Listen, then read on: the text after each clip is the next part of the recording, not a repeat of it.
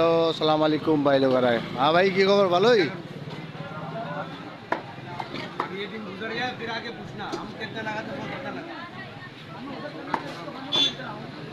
Video अच्छा लगे तो लाइक करना, चैनल को शेयर करना, सब्सक्राइब करना, फेसबुक पर पेज पे फॉलो कर लेना, ज़्यादा से ज़्यादा शेयर कर देना। अल्लाह हाफिज़। ये मूसा कॉलोनी मछली मार्केट है।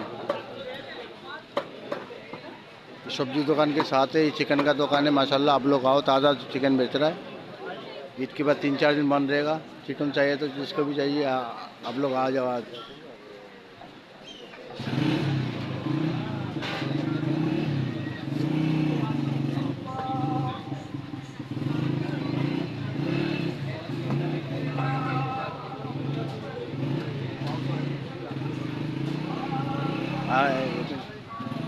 हाँ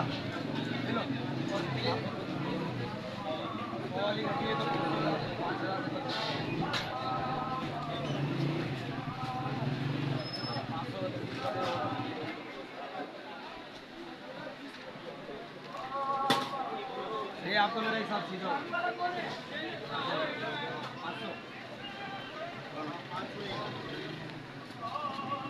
आज का